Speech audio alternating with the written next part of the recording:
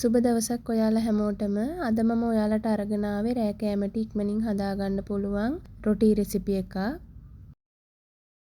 මේ රොටි එක කිසිම කරි වර්ගයක් නැතුව නිකන් උනත් කන්න පුළුවන්.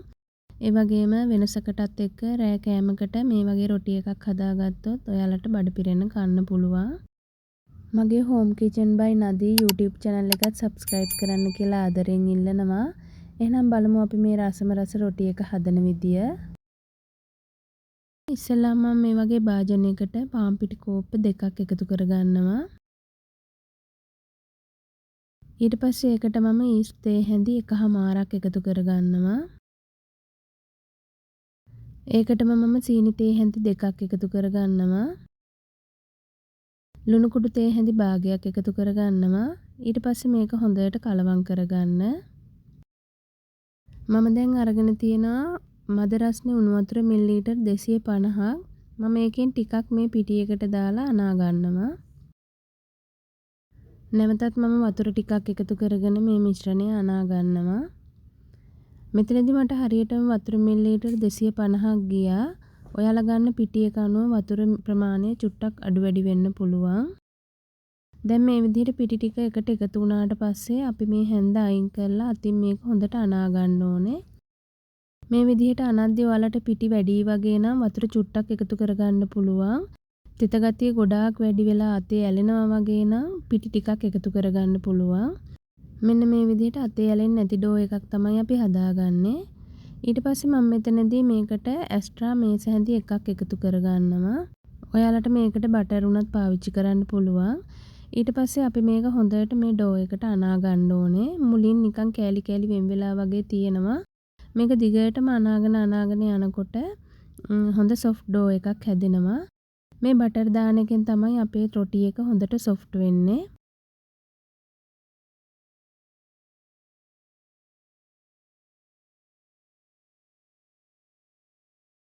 මෙන්න මේ විදිහට අතේ ඇලෙන්නේ නැති ඩෝ එකක් හදාගන්න. මේ ඩෝ එක හොඳට සොෆ්ට් එකට තියෙනවා, හයිය නැහැ. මේ ඩෝ එක මේ වගේ සොෆ්ට් එකට නැති වුණොත් ඔයාලගේ රොටි එක හයි වෙන්න බලනවා. ඒ හින්දා ඩෝ එක හරි පදමට අනා ගන්න. දැන් මම මේකට පොල් තෙල් ටිකක් දාලා හොඳට වටේට ගා ගන්නවා. නැත්තම් මේක පිපිලා ඉවර වෙනකොට මේ භාජනය ඇලෙන්න පුළුවන්. ඊට පස්සේ මේක පියනකින් වහලා පැය භාගයක් පිපෙන්න තියෙනවා. දැන් මේ පැය භාගයකට පස්සේ මේක ඔයාලා ඉන්න පරිසර උෂ්ණත්වය අනුව වෙනස් වෙන්න පුළුවන් වෙලාව මේ විදිහට ඩබල් සයිස් වෙනකම් පිපෙන්න තියන්න. දැන් මම මේ ඩෝ එකෙන් බෝල කඩා ගන්නවා. මේ ප්‍රමාණයෙන් මට රොටි 5ක් හදන්න පුළුවන් වුණා. මේ රොටි එක මැද්දට අලක් දාලා හදන හින්දා මේ ප්‍රමාණයෙන් එක රොටියක් කෑවත් ඇති. ඊට පස්සේ මේ විදිහට මම සේරම බෝල ටික කඩාගෙන පැත්තකින් තියා ගන්නවා. මේකත් විනාඩි 10ක් අපි නැවත වහලා තියන්න ඕනේ. ඒ අතරතුර මේකට දාන ෆිලින් එක මම හදාගන්න යන්නේ. ඒකට මම මේ විදිහට පෑන් එකක් ලිපේ තියලා ඒකට තෙල් ටිකක් දාලා තෙල් ටික රත් වෙනකොට අබ ටිකක් දානවා. ඊට පස්සේ අබ ටික රත් වෙගෙන එනකොට මම මේකට කරපිංචා පොඩියට කපාගත්ත රටලූණු ගෙඩියක් එකතු කරගන්නවා. ඊට පස්සේ මේක හොඳට ටෙම්පරාදු වෙන්න දෙන්න ඕනේ. මේ ගානට විතර ටෙම්පරාදු වුණාම මම මේකට ලුණු කුඩු තේ හැඳි භාගයක් විතර එකතු කරගන්නවා. මෙතනදී ඔයාලට රස අනුව ලුණු දාගන්න පුළුවන්. ඊට පස්සේ මම කෑලි මිරිස් තේ හැඳි කාලක් එකතු කරගන්නවා. දැන් මේක හොඳට ටෙම්පරාදු වුණාට පස්සේ මම මෙතන තම්බල පොඩි කරගත්තු අල තියෙනවා. ඒ අල ටික මේකට එකතු කරගන්නවා.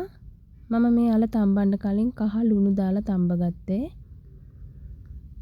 ඊට පස්සේ අපි මේක හොඳට මේකේ ටෙම්පරාදු කරගන්න ඕනේ.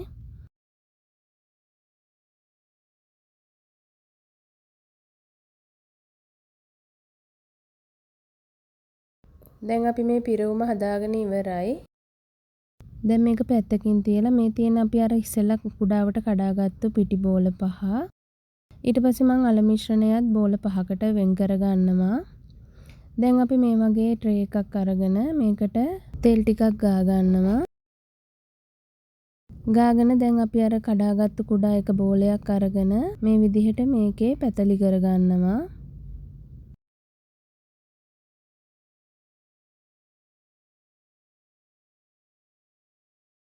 දැන් අපි අර හදාගත්ත අල මිශ්‍රණය මේ විදිහට තියලා මේකෙන් තියලා මෙන්න මේ විදිහට වහගන්න ඕනේ.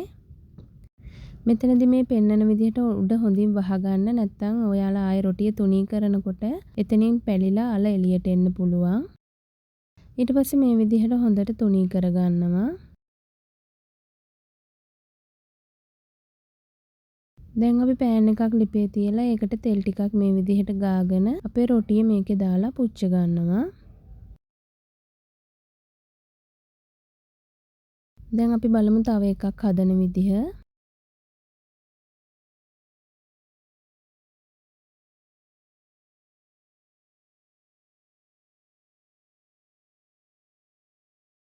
දැන් මේ රොටි එක බාගෙට පිච්චීගෙන වගේ එනකොට උඩටත් තෙල් ටිකක් ගාලා මේක අපි අනිත් පැත්ත හරව ගන්නවා.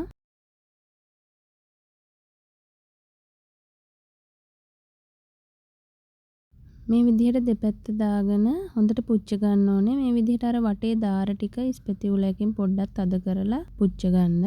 ඔයාලට මේක හැන්දකින් උනත් කරන්න පුළුවන්. ඊට පස්සේ නැවත මේ විදිහට දෙපැත්ත දාගෙන මේක කර ගන්න නැතුව මධ්‍යම ගින්දරේ වගේ පුච්ච ගන්න. මේ ගානට පිච්චුනහම අපි රොටි එක ලිපෙන් අයින් කර ගන්නවා.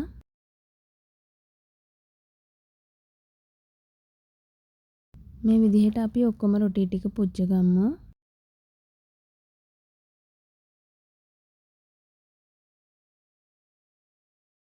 ඊට පස්සේ ඔයාලා මේ රොටි පුච්චලා දාන එක මේ වගේ රෙද්දකින් වහලා තියන්න. එතකොට තමයි සොෆ්ට් එකට හොඳට එන්නේ රොටි එක.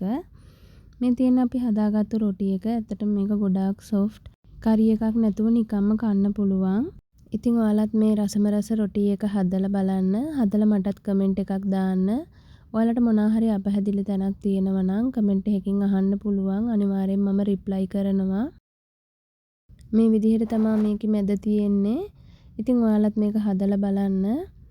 අදත් මගේ වීඩියෝ එක අවසාන වෙනකම් බැලුවට ඔයාලට ගොඩක් ස්තුතියි. එහෙනම් මගේ channel එකත් subscribe කරන්න කියලා ආදරෙන් ඉල්ලනවා. ඔයාලා හැමෝටම සුබ දවසක්.